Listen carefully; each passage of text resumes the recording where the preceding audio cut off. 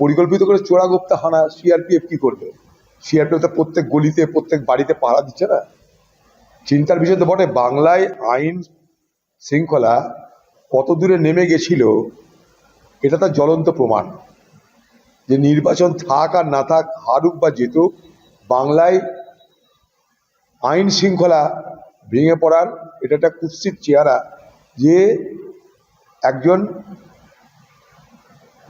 নেতার পিএকে তাকে এইভাবে গুলি করে মেরে দেওয়া যায়।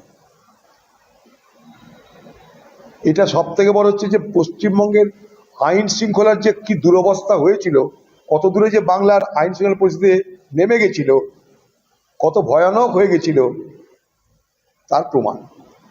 পশ্চিমবঙ্গের রাজনীতিতে এই খুনের সংস্কৃতি বন্ধ হওয়া দরকার এবং বন্ধ করতে হবে। সারা বাংলার সব মানুষকে এগিয়ে এসে এই খুনের সংস্কৃতি বন্ধ করতে হবে।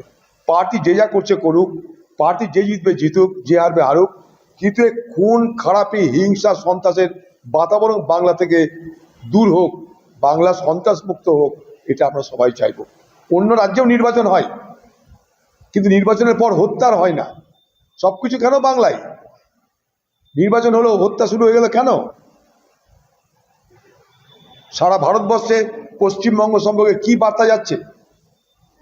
যে বাংলায় দল থাকে দল যায়, কিন্তু আইন শৃঙ্খলা পরিস্থিতি বদলায় না। তাই যারা আজকে সরকার এসেছে তাদের এটা দেখা দরকার যে কেন এইভাবে আইন শৃঙ্খলার অবনতি ঘটছে, কেন? তারা তো কথা দিয়েছিল যে বাংলায় ভয় থাকবে না। মোদিজি বলেছিল বাংলায় ভয় থাকবে না, ভয়হীন বাংলা হবে।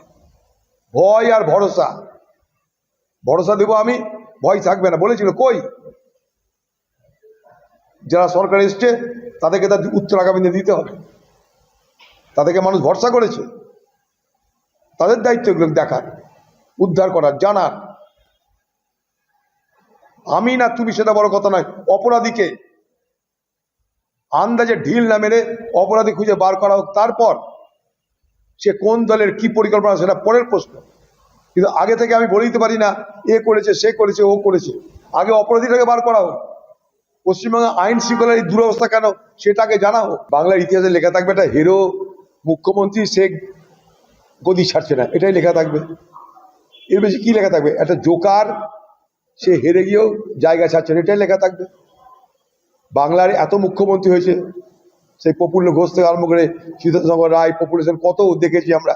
কোনোদিন দেখেছেন যে মুখ্যমন্ত্রীর এইরকম একটা মুখ্যমন্ত্রী যে সাধারণ ভদ্রতার নিয়ম কানুন সাংবিধানিক যে ব্যবস্থা তাকে এইভাবে অবজ্ঞা করতে পারে? কারণ সে ভোটে হেরেছে। সে কি সারা জীবন জেতার জন্য লড়েছে নাকি? সে আগেও ভোটে হেরেছিল। আপনারা জানেন না, বাম আমলেও ভোটে হেরেছিল। সে এমপি টিকিটে ভোটে হেরেছিল এর আগে। ওদের হারা তাকে যে নতুন কিছু নয়, কিন্তু এটা গদি চলে যাচ্ছে। আর তো নন্দীগ্রামে হেরে ভবানীপুর খুঁজে পাওয়া যাবে না, ভবানীপুর হেরে বহরমপুর খুঁজে পাওয়া যাবে না। তাই তার মাথা খারাপ। ক্ষমতায় থাকতে গিয়ে খোকাবাবুকে নিয়ে অনেক বড় সাম্রাজ্য তৈরি করব, আমি হব সাম্রাজ্ঞী, খোকাবাবুর রাজকুমার। সেই জায়গায় ভেঙে গেছে যে স্বপ্ন, ফলে খেপে গেছি।